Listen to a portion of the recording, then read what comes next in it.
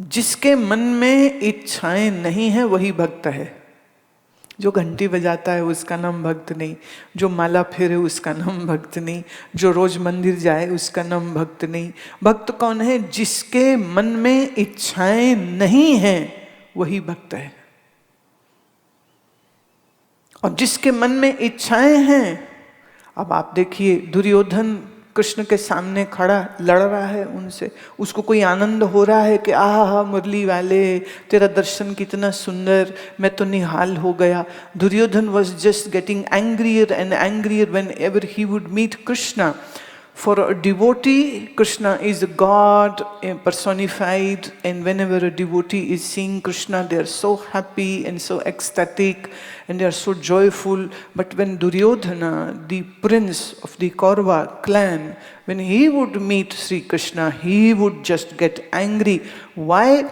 Because he felt that Krishna is not being supportive of him and he is supporting his cousins, the Pandavas. And the Pandavas will one day win and I will get defeated, and Krishna is the only person because of which this defeat will come to me. So he hated Sri Krishna. He would get very angry, and in many, many instances he tried to imprison him, catch him, wanted to bound him, put him into shackles and throw him in some jail. For Arjuna, Krishna is Bhagwan, Krishna is his dear friend, but for Duryodhana, Krishna was his enemy. So Krishna is considered to be the avatara or Bhagwan personified, and yet he is bringing so much pain to Duryodhana and Dhritarashtra and all the sons of Dhritarashtra. तो साक्षात भगवान भी तुम्हारे सामने आ जाए तो आप तो दुखी रहेंगे ना, क्योंकि मन में इच्छा है, ये नहीं हुआ, वो नहीं हुआ, ये हो जाए, वो हो जाए, ये हो जाए, वो हो जाए। तो जिसके मन में इच्छा है वो दुखी है, जिसके मन में इच्छा नहीं है वो दुखी नहीं हो सकता। अब ज्ञान की इस समझ से अगर आप अपने मन को इच्छा रहित करते हैं, आप आनंद में रहेंगे, कोई तनाव, कोई स्ट्रेस हो ही नहीं सकता। और दूसरा तरीका यह है कि हम किसी यौगिक क्रिया से मन को चुप करा दें, वर्तमान में आ जाएं और मन के पास कुछ और सोचने या विचार करने की जगह ही ना बचे, क्योंकि मन को हमने किसी ऐसी जगह में लगा दिया है जिसमें उसको बड़ा आनंद आ रहा है, जैसे तुम्हें अभी आने वाला है। A mind which is engaged in yogic practices, a mind which is engaged in doing correct mantra practices, a mind which is engaged in listening to kirtana, a mind which is engaged in contemplation, such mind will never have any anxiety or stress at all. तो आप चुनिए कि आप ज्ञान के द्वारा मन को शांति में लाना चाहेंगे या आप यौगिक क्रियाओं के द्वारा मन को शांति में लाना चाहेंगे। जब आप यौगिक क्रियाओं को करते हैं तो आप बिल्कुल शुद्ध शांत मन के उस स्थिति की अनुभूति कर पाते हैं। तो तड़पे हुए मन को सुख मिलता है, तड़पे हुए मन को विश्राम मिलता है, अच्छा लगता है, मन ठहर जाता है, भीतर सुख होता है। तो कम से कम उतनी देर के लिए जो भी कुछ तकलीफ थी इस मन में वो तो दूर हो जाती। तो साधना की इम्पोर्टेंस यहीं से आती है। जैसे आप रोज नहाते हैं, मैं पूछ रही थी किसी से कि सब कैनेडियंस क्या रोज नहाते हैं? No, I just had a question. You know, it's cold and it's raining, and I said, do they take bath every day, the Canadians? So I don't know whether it is true or not, but the person said, no, they don't. I don't know. So I'm not accusing anybody, But this is what answer which I had. I know it cannot be generalized, but there will be people who do not. And there are people who might be taking at least 2 or 3 showers every day. So, when you feel dirty in body or you are smelling, then you need to take a shower. And after shower you feel good and energetic.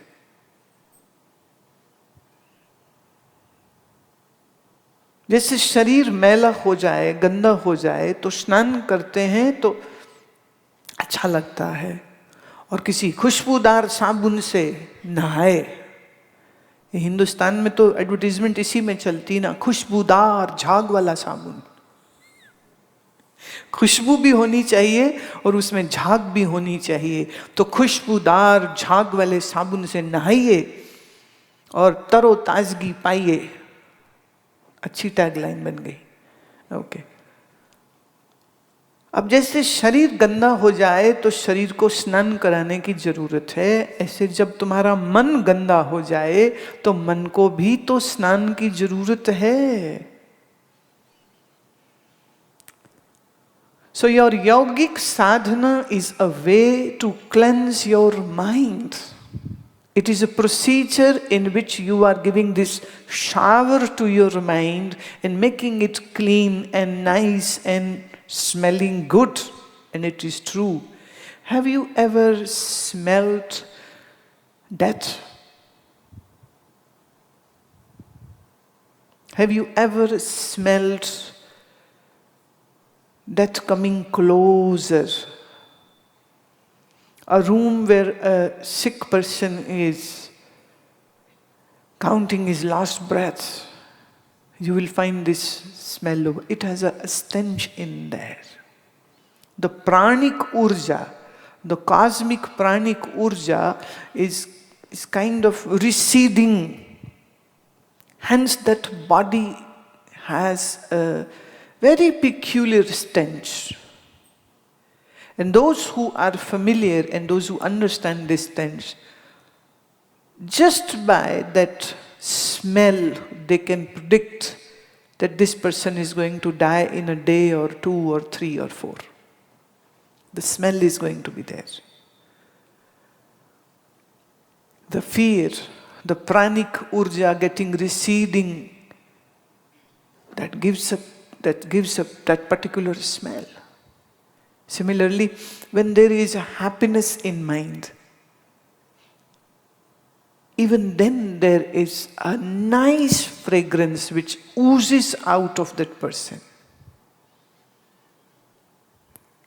जो मैं बात कह रही हूँ ना थोड़ी सी, देखो हम लोग बहुत मोटा मोटा जीते हैं, ग्रास जीते हैं, हम बहुत सी चीज़ों को महसूस भी नहीं करते हैं। पर ये चीज़ें थोड़ा सा आप अपनी सेंसिटिविटी को बढ़ाएं और थोड़ा सा आपकी मूर्ता और जड़ता खत्म हो जाए, तब ये चीज़ें महसूस होने लग जाएंगी। किसी व्यक्ति को मिलते हैं आप और अगर उसका मन शांत है, मन उसका सुखी है, मन उसका सात्विक है, तो उस व्यक्ति के शरीर से एक सुंदर सी खुशबू होगी। और जो बहुत रजोगुणी हैं, क्रोधी हैं, वो एक अजीब सी बदबू लेकर के घूमते हैं। अब ये फिजिकल नहीं है, ऐसा नहीं है कि किसी बॉटल में वो आती है, चिंता वाली स्मेल लगा लो या खुशी वाली स्मेल लगा लो या शांति वाली स्मेल लगा लो। अब कोई परफ्यूम की कंपनी वाला परफ्यूम की बोतल निकाल दे और उस पर लिख दे शांति, तो उसको स्प्रे करने से शांति थोड़ी हो जाएगी, पर एक महक होती है। हम जब चिंताओं में रहते हैं, दुख में रहते हैं, क्रोध में रहते हैं, तो हमारे शरीर में भी कुछ रासायनिक परिवर्तन हो जाते हैं। Let me say it like this, that in Ayurveda we say when the body has too much of pitta, then the sweat will have a very pungent smell. And if somebody is pitta is very balanced, then their body sweat will have a sweeter smell or no smell at all. If it is too sweet smell coming, say from the outgoing breath, it is a sign there is too much insulin in the blood. A diabetic person will have a very different smell in their breath. And somebody who has liver issues, they too will have a very different, rancid kind of smell coming from their breath.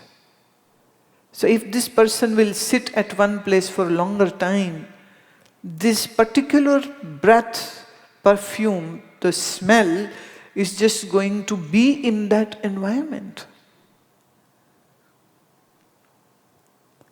हमारे शरीर में अगर पित्त बढ़ जाए तो शरीर से बदबू आती है। आयुर्वेद ये कहता है कि अगर आपका शरीर बैलेंस्ड है, माने वात पित्त कफ बैलेंस्ड है, तो आपके पूप में, आपके मल में भी बदबू नहीं होगी। और अगर आपका शरीर में पित्त बिगड़ा हुआ है तो आपके पसीने में भी बदबू होगी, आपके मूत्र में भी बदबू होगी, आपके मल में भी बदबू होगी। It's very clear. If you have pitta aggravation, then your sweat, the urine and your poop will get very, very smelly. And the one more point which the person has asked is that how can we get rid of acidity and burping?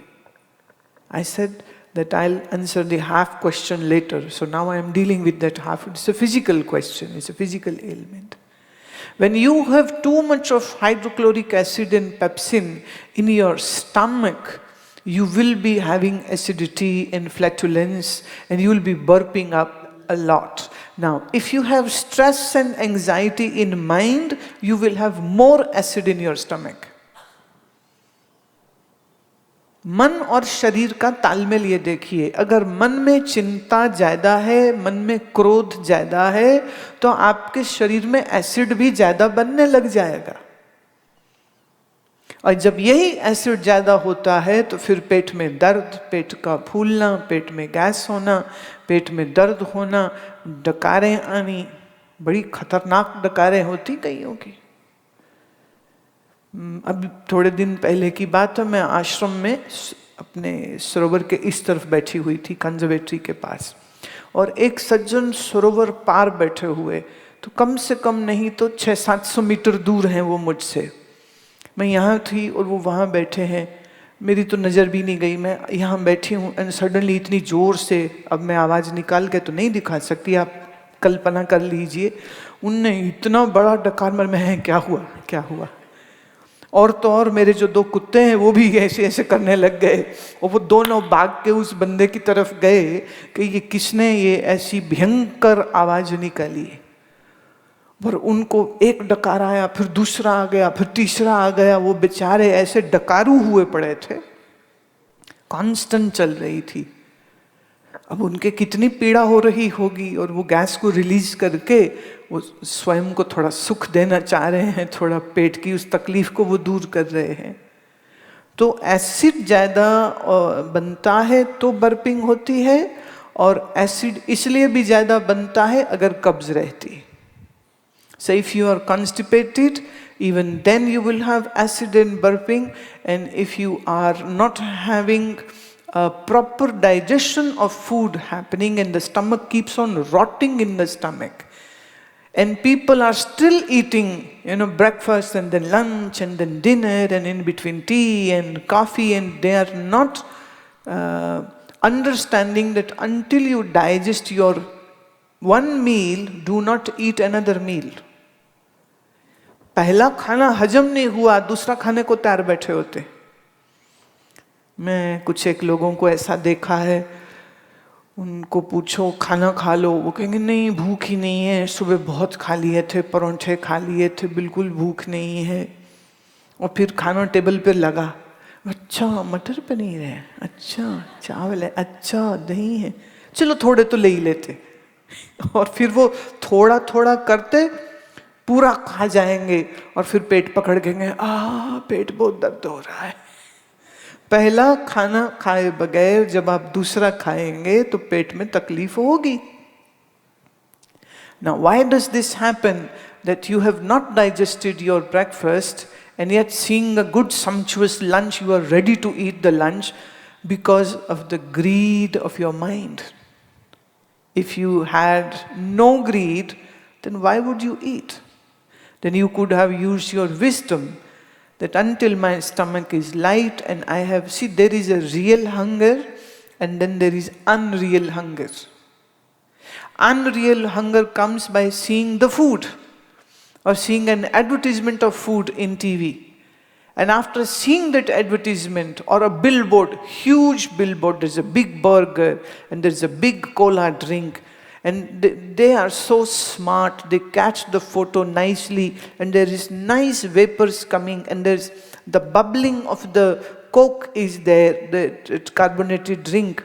The bubbles are there and the ice cubes are there, and your mind reminds you when you had that drink and when you had that burger and you see that picture and your salivation is happening in your mouth, and you straight go to the restaurant, whosoever is selling it, so the burger and the cola, and you are so happy to eat.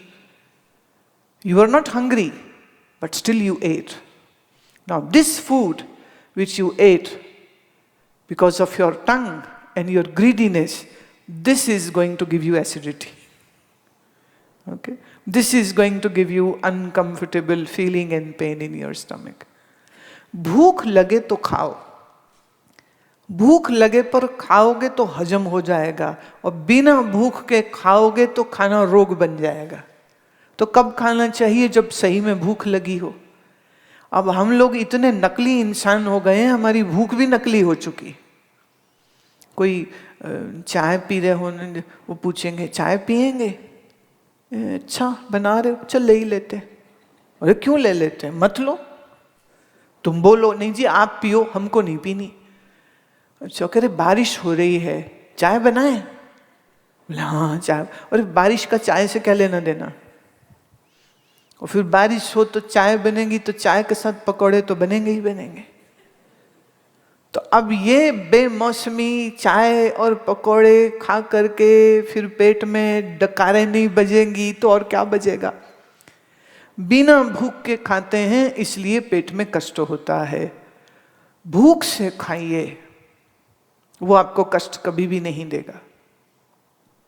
So, two things we have covered today: the anxiety and the stress of mind, and the acidity and the burping of the stomach. So we are covering all, physical and the mind part, both. Because we cannot live. See, if you are paining in your stomach, if you have some injury in your body, you cannot sit down and do yogic practices. शरीर भी तो स्वस्थ होना चाहिए, कुछ दुख नहीं रहा हो, कोई दर्द नहीं हो रही हो, पेट नहीं दुख रहा है। अब किसी का बीपी चला जाए 100/170, अब उसको कहो तुम बैठ के सत्संग सुनो, ना जी वो कहाँ से सुनेगा। उसको कहो तुम बैठ करके ध्यान लगाओ, वो तो बिल्कुल भी ध्यान नहीं लगा सकता है। शरीर भी तो स्वस्थ होना चाहिए।